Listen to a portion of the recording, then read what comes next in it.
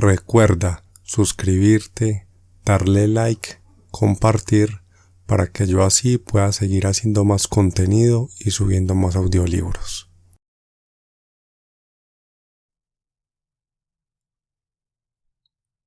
Petróleo, por el autor y escritor Upton Sinclair.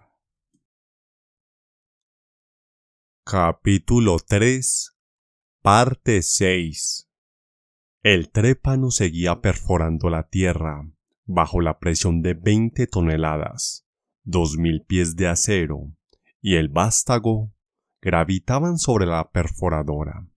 La roca dura se partía y se quedaba reducida a polvo. Un torrente de barro fluido descendía por el interior hueco del vástago y subía a lo largo de los tubos hasta la tierra. El barro fluido refrescaba el vástago y el trépano cuando se recalentaban. Arrastraba el polvo de roca triturado y ejercía una presión en las paredes del hoyo, abierto por la perforadora, para facilitar el movimiento. Arriba, en la superficie, había un estanque cenagoso, con un aparato para mantener las proporciones de la mezcla de agua y barro, las bombas de inyección, aspirando y escupiendo aquella mezcla. La dirigían contra el vástago, a una presión de 250 libras por pie cuadrado. La perforación es siempre un trabajo poco limpio, hasta que los pozos empiezan a producir. Se chapotea en el fango grisáceo, después se patina sobre el petróleo. Resulta también un trabajo costoso poner en acción el enorme peso de tubos de acero, que va siendo cada día mayor. Cuando la gran máquina de vapor empezó a moverse, las cadenas y los engranajes entraron en juego. Boom se dispuso a observar los rudos movimientos de la máquina. 50 caballos de vapor. Boom imaginaba un tiro de 50 caballos de espaldas a una barra, dando vueltas para sacar agua de una noria, o bien el mismo tiro arrastrando una trilladora primitiva. En California costaba mucho dinero horadar un pozo de petróleo. No era como en el este, que tiene pozos poco profundos y de fácil explotación. En el este se hacía camino tierra adentro dejando caer las herramientas. En California había que descender a 6 o 7,000 pies de profundidad, lo que supone 300 o 350 secciones de tubo. Había además, en California, capas o estratos de arena porosa mezcladas con aguas subterráneas, y cuando se traspasaban era preciso montar un tubo de acero o hierro forjado de grandes dimensiones. Sección por sección, juntura por juntura, descendía el tubo para evitar la invasión de materias cenagosas. Cuando estaba instalada la canalización, había que usar un trépano más pequeño al avanzar.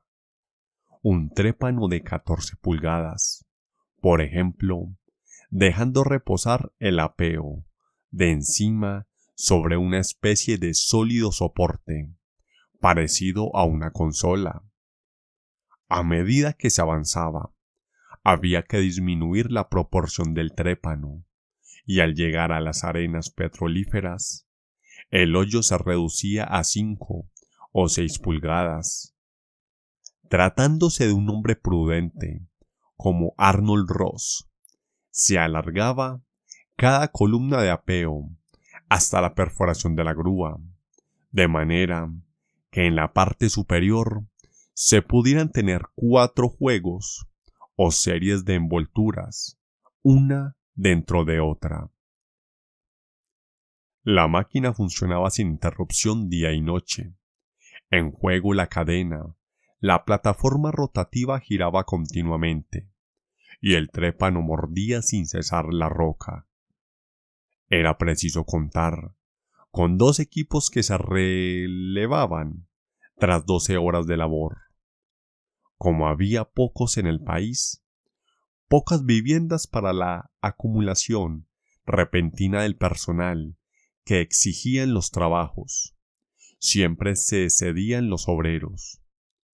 Irnos a otros. La cama caliente. Era preciso que hubiera siempre un equipo en el tajo para vigilar. La máquina necesitaba agua, petróleo y aceite en abundancia.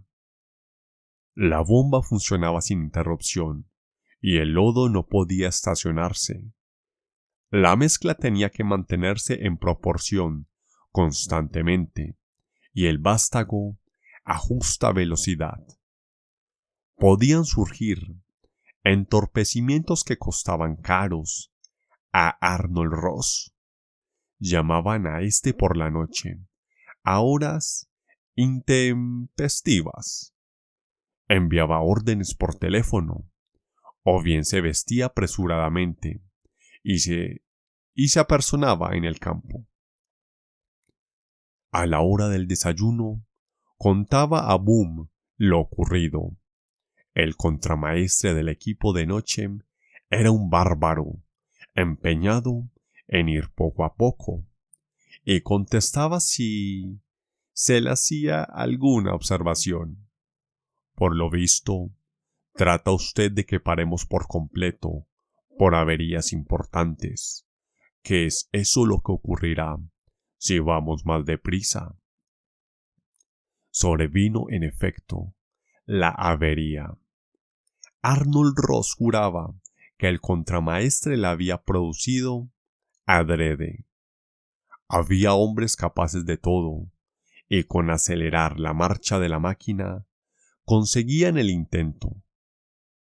De todas maneras, no dejaban de ser posibles averías y entorpecimientos, y era preciso poner remedio, desmontando la extensa tubería por secciones.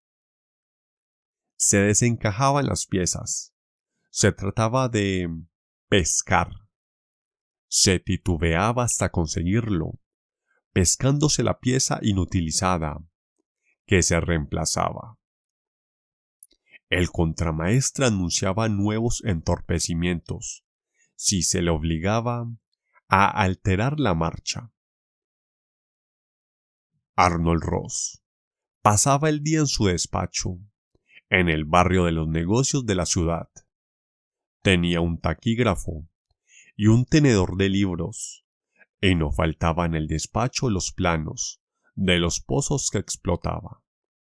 Solían ir allí gentes de diversas cataduras a ofrecerle nuevos negocios, intrépidos corredores y agentes que vendían artefactos nuevos o querían convencerle de que las cubiertas de acero laminado duraban más tiempo que las de hierro forjado. Algunos le enseñaban el modelo de un nuevo trépano que funcionaba con admirable exactitud, según ellos, en el campo del Palomar. Arnold Ross lo examinaba todo. Algo podía interesarle, ciertamente, aunque pobre de la gente que no llevaba datos puntuales y exactos.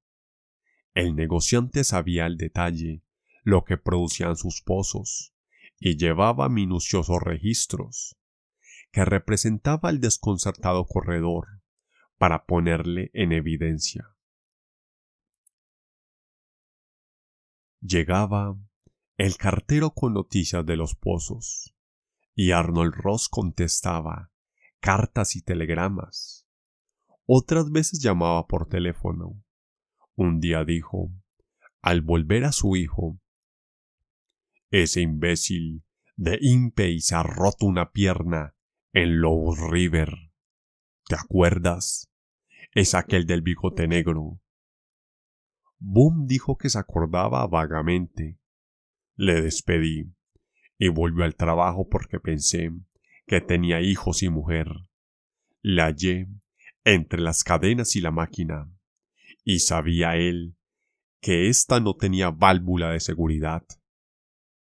Trataba de apoderarse del extremo de un cable y fracasó. ¿Para qué hemos de preocuparnos de gente que no sabe resguardar los dedos y la cabeza? ¡Idiota! No me explico que lleguen a vivir lo suficiente para que tengan el tiempo de crecerles el bigote.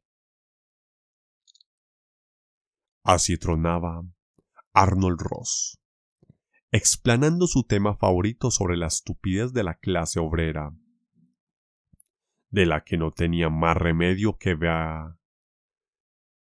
de la cual no tenía más remedio que valerse. Se corrijo a sí mismo. Sus palabras eran internacionadas. Mejor dicho, eran intencionadas.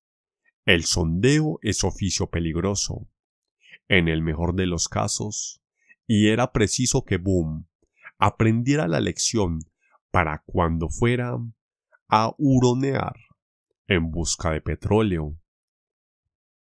Llegó un telegrama de Lobos River.